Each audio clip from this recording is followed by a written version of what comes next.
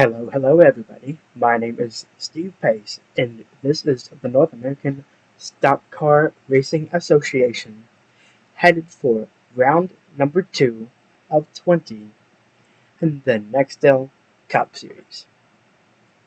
We are at Homestead, and there are 75 laps of action in this event. So we're going to go ahead and go through the top 10, and then we will get green flag racing. In 10th place is this number 14 of Raphael McKinney, 3-time winner in 2001. So it ought to be interesting to see if he can perform here on this rather technical 1.5 mile speedway. You have Gordon Keller in the number 31, who is still searching for his first win for Earnhardt, followed by Patrick Raven, the 11-time winner and 1-time champion, and the runner-up for 2001. He's pretty much always a threat in these races. You have Kevin Irely in the number 29 for Earnhardt. Got his first win last year and might be searching for another. Rick Brody, still searching for his first win, but he's one of the older guys in the field, so it'd be pretty sweet to see him win an event for Dodge and Borla. Got Greg Hayes on the inside of him. What else can you say about Greg Hayes? He's pretty much been the sole and dominant factor in all of Toyota's wins, and they mostly come on speedways like this, so he could be a good threat. Got Sammy Killigan in P4 for McClure. Daytona 500 winner in, I think, 2000. And returning after a really dismal season with Barton Taylor a couple years back, even despite that 500 win. Looking for redemption today. You have Marcus Willard in the number 23 for Borla on the inside. Truck champion, rookie, we'll see what he can do. On outside pole, you have Mark Evans, the 1999 champion. He's got 9 wins, searching for his 10th, and he's the second all-time in wins behind Raven, who has 11.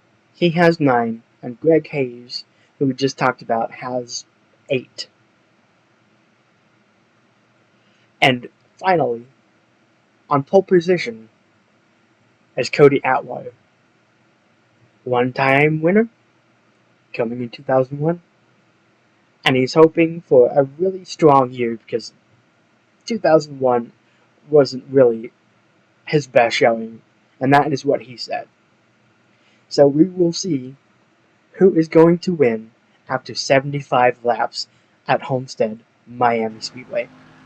The pace car just pulled in, and we are gearing up to go green flag racing at Homestead, Miami Speedway. Green flag is out, and Cody Atwater has a great jump. He's already clear for turn 1. It looks like, nope, Mark Evans looked like he was going to get low, but it's Willard who's going for second. Down the backstretch for the first time, and it is Atwater, easily leading pretty much this whole lap, and it's between 2 Borlas for second. Evans and Willard. Everything looks clean and green so far, and lap 1 goes to Atwater, but Evans had a fantastic run on the outside, and he's going to get low and clear for the win. I mean, not for the win, but for the lead. That was Plocharczyk nearly in the wrong way in the back, but it's clear so far. Oh, they are 4 wide. They're going 4 wide. They are straight up 4 wide. Willard, Hayes, and Killigan. Oh, that was dangerous. And it was Atwater at the top, but he backed out, and that was a wise decision. Robbie Irving falls to dead last. That's kind of disappointing. And then you have, who else is back here? You have Plutarchik, you have Tommy Roberts, you have Vane, Kelsey, Casey Paulson, Johnny Mann, Earl Perlman, no, not Earl Perlman, Maxwell Parsons. This is Perlman Motorsports, that's what this is. And it's Earl Perlman who drives this number 59 in the Busch Light Series, and so that's quite interesting. Was that Dan Sedgwick hitting the wall? Down a straight? I can't tell. He might... It doesn't look like he has any damage on the outside of that, number 17, but that was a strange little bop off the wall. Halden down on the bottom. She's moving up. And it looks like all three Team Soars are right in a row and might be trying to help each other. Oh, never mind. Brandon Allen has got pushed up and he's getting challenged by Gray Sachs. There might be 3 wide with Halden at the bottom there in the down. Atwater is kind of stuck in the middle. Jay Zapphire is on the inside. She didn't make the 500. She's looking for a great race today. That was kind of a bobble on the inside, so she's gonna lose that momentum. And Cody Atwater has got like a huge run on that outside, but I don't think he's not gonna be able to pull it. Kind of unfortunate. Out front, but it's still Mark Evans leading over Patrick Raven and Raphael McKinney, Sammy Killigan, and Kevin Irely. It's clean and green so far. We are on lap number 7. I'll move that up and keep it up for a while. Casey Paulson running almost dead last. What's new? Irvine's trying to make up some ground. Not really getting what he wants. There's the... Is that Johnny Man? That is Johnny. Johnny Man, that's right. CoreSport announced they were shutting that car down, but they decided to chance it anyway, so Man is in this race. It was Keith Arlington who didn't make the race. This is Clint Busch. He also didn't make the 500, if I recall. And, oh, there's someone spinning. It was, Ryan Johnson, I believe. No, it was Daniel Boyles. Let's see. Get to the back. There is no damage on that number 93. And it looks like he's completely fine, so he'll just keep going, but he's lost a ton of ground. Aw, and there's Johnny Man, who has been involved in that. There's no yellow, but Man has fallen significantly further back as well, so we'll see if they will be able to recover at any point. So in 2 and 3, Johnny Man just pretty much straight up dumps the number 93. And that's that. I don't know what Man is even trying to do there, but that was kind of egregious. But both of these cars seem to be fine, so they'll continue racing like nothing ever happened.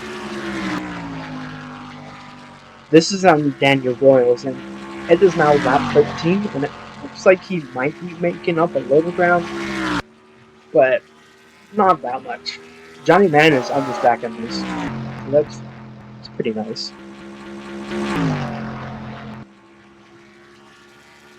Oh, Kevin Irely has taken the lead.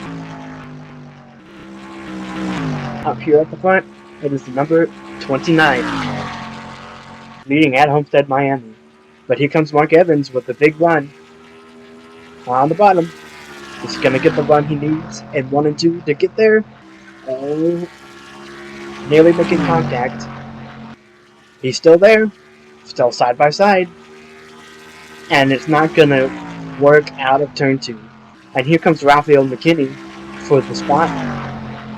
The number 14. And I don't think he's even going to get that. The really low line in this Homestead Miami track is it's very grippy because they have somewhat recently repaved this track. Like, it's been maybe a year. Not a year, probably about 7 or 8 months. But it's the high lines that you get better speed out of, so you can make a great exit and just snub off all the momentum you lose on the inside, even though there's more grip. Kevin Irely, looking strong so far.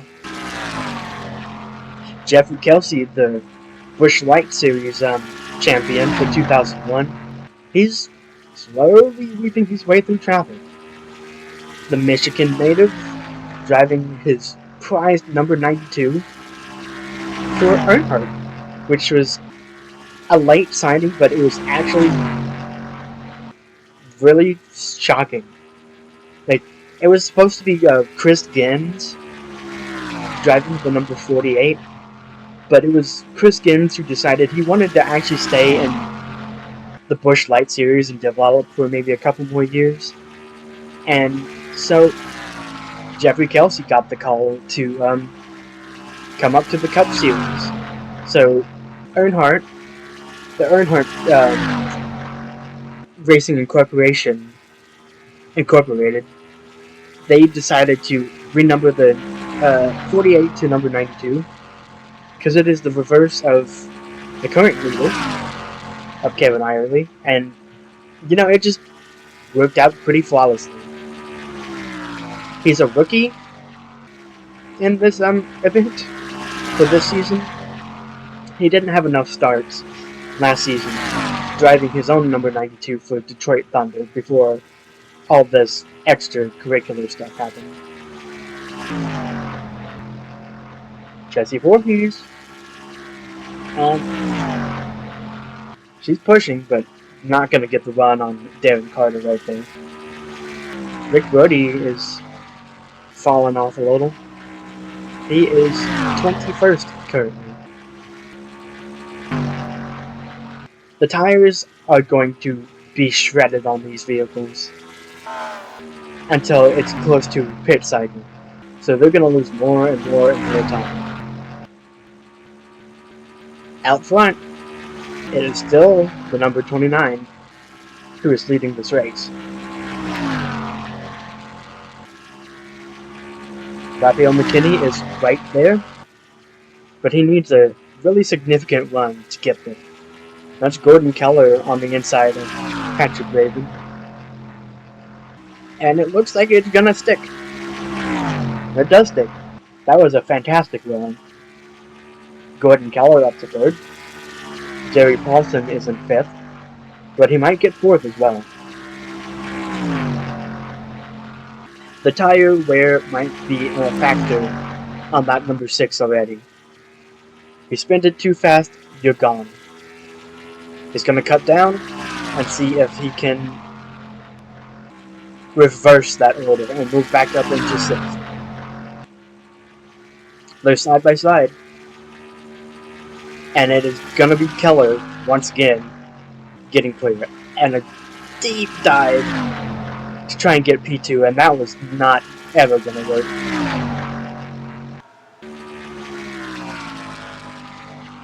Daniel Boyles is gaining time, but he's also losing time on the leaders.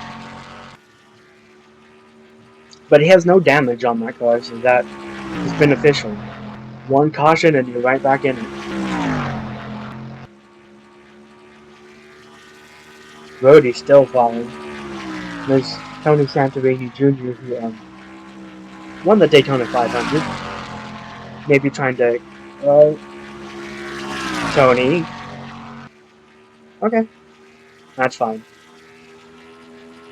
Don't be wrecking everybody. But anyway, that run significantly died off for Tony Santorini Jr.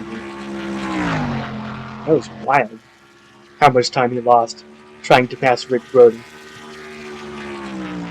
Anyway, Tony Santorini Jr. is trying to capital... Oh, they're crashing. There's been a crash. That was Wilkinson, and I can't tell who was the other car. But we are under yellow, and we'll go take a look at what has happened.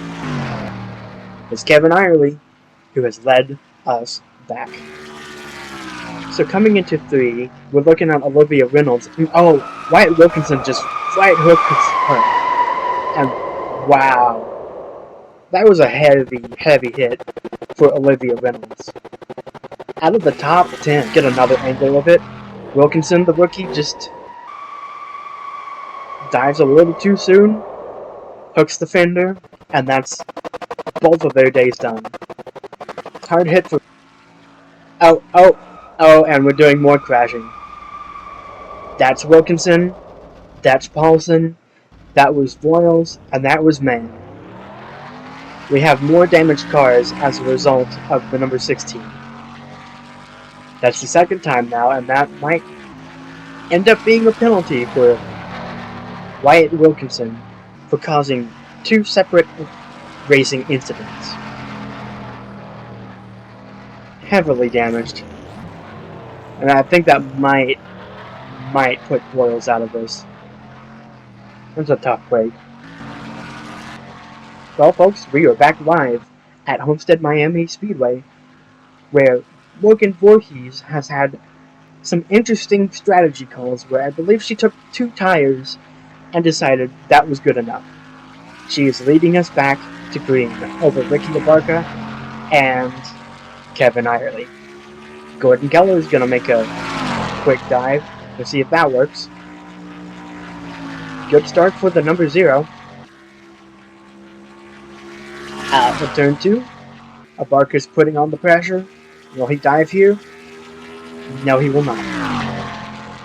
And Keller did make that move stick. So it is Keller into P3. It's 2 Pontiacs followed by 2 Chevrolets, almost 3. Gary Paulson is there. He's trying to make some moves and get up here. The fastest lap. Oh, that's actually really unfortunate. And here comes Abarca and Voorhees to come and take their little strategy call. They wanted to get out there for a lap or 2 and see what they can do with this. Now they're going to come in, probably get 4 sets of everything, and see where that gets them. But as I was saying, Paulson's actually still in this race. That becomes surprising. As is Voiles. The 2 drivers that were involved in the crash and are out of the race are actually the 2 fastest and the fastest lap so far. Wyatt Wilkinson, the rookie, has the fastest lap. Oh, that was Gordon Keller pulling down pit road. He's got a flat tire on the number 31. Oh, that's heartbreaking for him. And it was Olivia Reynolds in P2, and the 3rd place fastest lap is Gordon Keller, and he just came down pit road. So essentially what's happening is if you have a fast time, you're cursed to die. That is unfortunate. Top 3 all sidelined by issues on speed. Oh, there's Jerry Paulson, who has taken the race lead. In the number 95, sporting the Perkins colors. He would like to get himself another victory. That would be pretty neat. Mark Evans is right there. He's got a big run. Is he going to dive? Not quite. He peaks, trying to get sufficient draft, maybe a good run through 1 and 2, and then send it on the backstretch. So that's what's going to happen? Not quite. Not quite good enough of a run. Oh, Evans gets sort of out of line. We'll see if that benefits him. Oh no, he might be challenged by McKinney, and that's going to cost him, I think. Yeah, that's going to be it. But it's Jerry Paulson, the 53-year-old who's in the race lead. Crossing into lap 38, it was still Paulson over Evans, Holden, Earl, McKinney, Hayes, Carter, Raven, Irely, and Chihiro Takayama. These two are at the very back. Have they gone a lap down? They have. But it might work out in strategy-wise. All three of them are a lap down. Kevin Ireland is coming down. Is this a scheduled stop? Or does he have a mechanical issue or a flat tire or something? We'll see. Are any others coming down?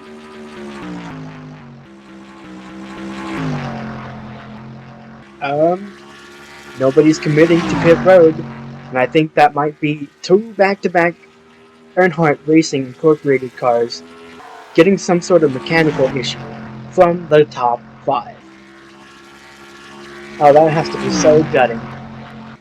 Especially for two drivers in that program who haven't had a lot of success. They've been fast, but not really all that lucky or flashy, perhaps at the front. They're just more consistency horses, if that makes sense. They finish well, but they're never the ones who run right up front and get all the wins and everything. Earl's trying to make a move.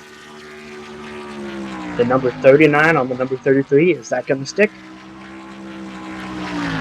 On the bottom. Just got a good run. Just needs to not bobble it out of 4. They're still side by side, and I think Evan still has it.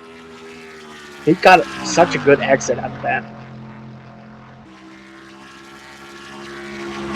Earl is pushing back up again. She might try once again to get there. Pushed by Darren Carter, who is having another really stellar race. He's climbing up the order. Many said he probably should have been the one to win the Daytona 500, but it was Tony Santorini Jr. who won it instead. But this number 94 was a significant threat the whole time. He's still there. He's still trying on Earl. Oh, a late block by Earl, but it's going to work out, and she's going to get under Evans. And it might actually stick this time. She's got the position for now, and it will stick. She's already pushing to try and get past Paulson. Jerry Paulson, I mean. Attitude? Nope, not quite the run she needed. But she's digging deep, and she's digging hard, so don't count her out. Jerry Paulson is enjoying this so far. He is, his rookie season was last year, and there are questions on how long he's gonna actually be running in the sport. Especially because his son is right there and doesn't block up Dad. Is Casey Balsa gonna interfere? No. But Adrian Earl on the outside is getting a huge run. Is it gonna work out? The high line can be really good if you nail it, but I don't think Earl's got it. But she's gonna do a crossover, and here she comes. Pushed by Carter and Kelsey. Into 3 and 4. Big push by Carter. But the outside run by Paulson. He's still there. Darren Carter is also right there.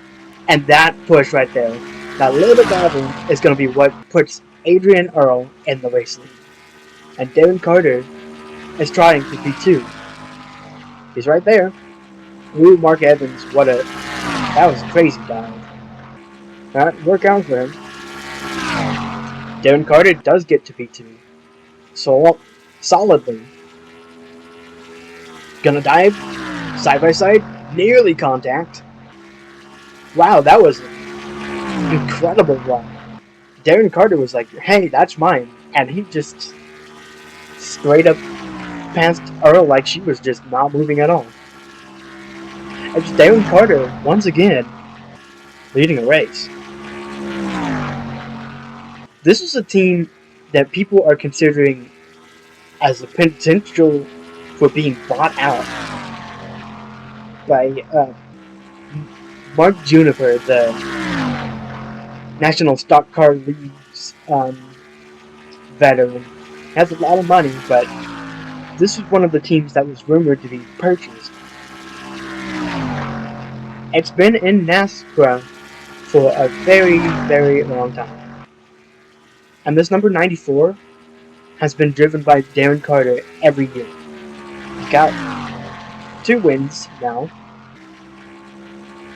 And I think he still holds the NASCRA record for the longest winless streak snapped. But if he keeps performing like this with Dodge, it might not be very long before he gets another win. People were already saying he deserved the Daytona 500 win. He didn't get it. He did finish well, but here he is. He's actually creating kind of a gap between everybody else.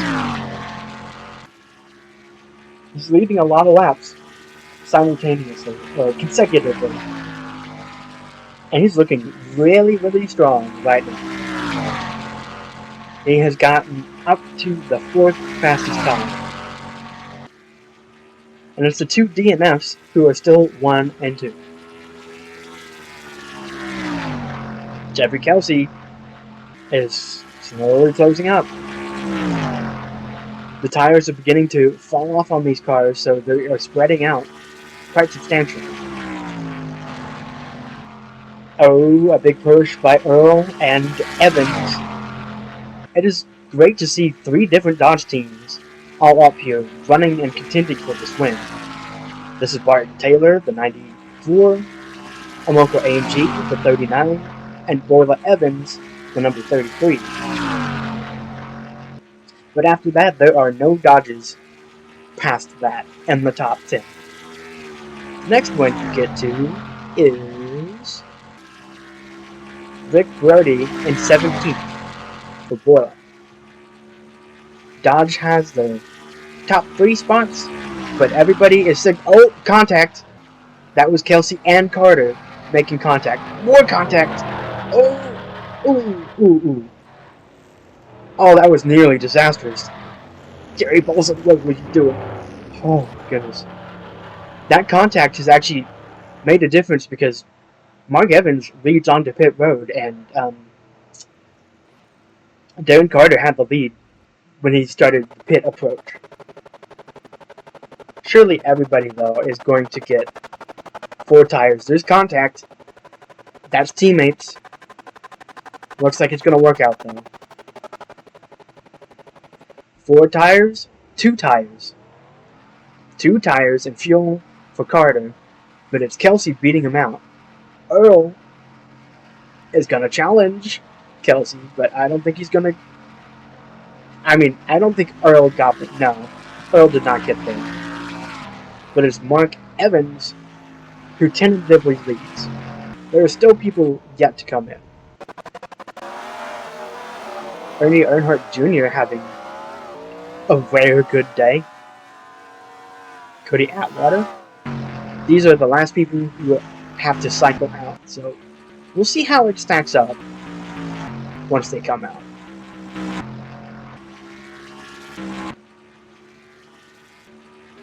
Kelsey is right there. Mark Evans looks like he's going to be the race leader. We'll see where McKinney comes out.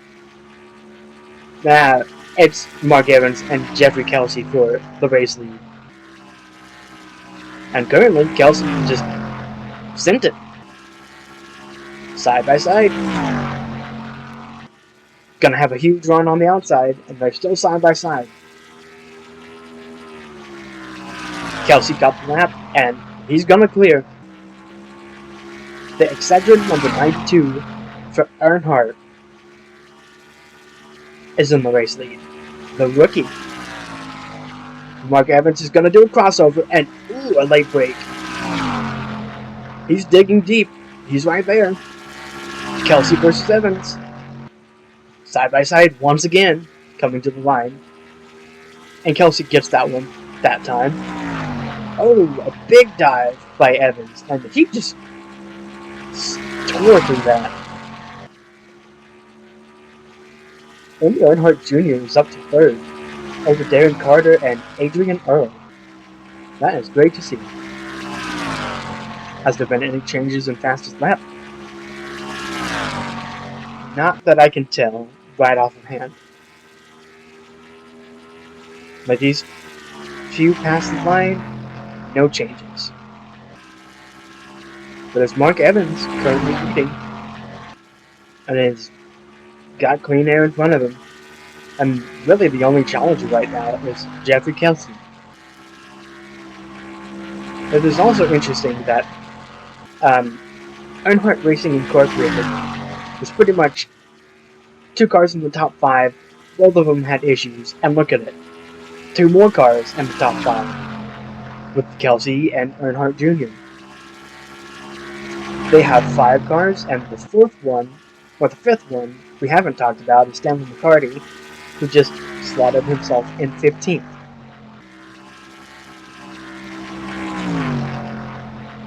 But man, Gordon Keller and Kevin Irie were up here. What happened to the vehicles that both of them have such bad luck that every time they run in the front with everybody else, something bad goes wrong and they end up losing? It's tough. It's part of racing, man. But closing down on these laps, and it's Jeffrey Kelsey who is making good time and suddenly Dicky. He's got a huge run up, and he's going to lose it right there at the end of that turn in turn 2. But he's still there. That's Earl up to P3 over Earnhardt Jr. and Darren Carter. Heather Halden has suddenly made her presence known. She's in P6. She's been pretty much nowhere all race, and suddenly she's here. Kelsey having a good run. Closing up. We'll see what he can do. Into 3 and 4, that's not going to really work out for him. Will he get a good launch? No. That's 69 of 75. He's running down to the wire. The only one who's really going to challenge is Jeffrey Kelsey. Does he save his stuff and then attack for 2 or 3 laps and try and close that gap and steal the win from Mark Evans? Or does he just not have enough pace at that number 92 to do it? Mark Evans looks as strong as ever and is actually trying to become the first driver to win once in 3 separate manufacturers, twice in 3 separate manufacturers, and 3 times in 3 different manufacturers. I believe he had 3 wins with Toyota. He has 4 or 5 wins with Chevrolet, but he has 2 wins with Dodge. He's trying to make it 3, and he's setting a precedent. This would also mark his 10th win in NASCRA. Kevin Irie might play spoiler. That's a teammate to Kelsey. And it's Daniel Boyles right there as well. Locking them up. Locking Evans up. And the people behind are starting to catch. Halden is sending that Audi as hard as she can. But I don't think it's going to matter. Might be too little too late. Especially because Evans keeps passing people. Or at least attempting. Coming to 2 to go. Don't have any issues now, Mark Evans. And you will have your 10th career race unless Jeffrey Kelsey back there in the number 92 can pull out a miracle. An upset, if you will. He's got a big run. 2 to go. That was a huge run. He's closed up all that gap. Look at that. He just gained 3/10. He's beneath Evans. He's right there, side by side. Got him tucked back in line. Can't get the run. Coming to the white flag. Jeffrey Kelsey is right here and now. Adrian Earl is nearly there, but the laps are too short. She's not going to have a chance. White flag. Mark Evans versus Kelsey. Can Kelsey do anything? Can he do anything? Out of turn 2. He might have a pretty decent run, but I don't think it's enough. Into turn 3 and 4. He needs to dig deep, and it's not going to be enough. He did not get the run he needed. Out of turn 4, Mark Evans gets career win number 10 at Homestead. Pending post-race inspection, this is number 10 for Mark Evans. Other than the incident between Wilkinson and Olivia Reynolds, this was a very clean race. Thank you all so much for watching. I am Steve Pace, and this is the Pace Network. This is NASCRA and the NEXTEL Cup Series. Thank you all so much for watching. Goodbye.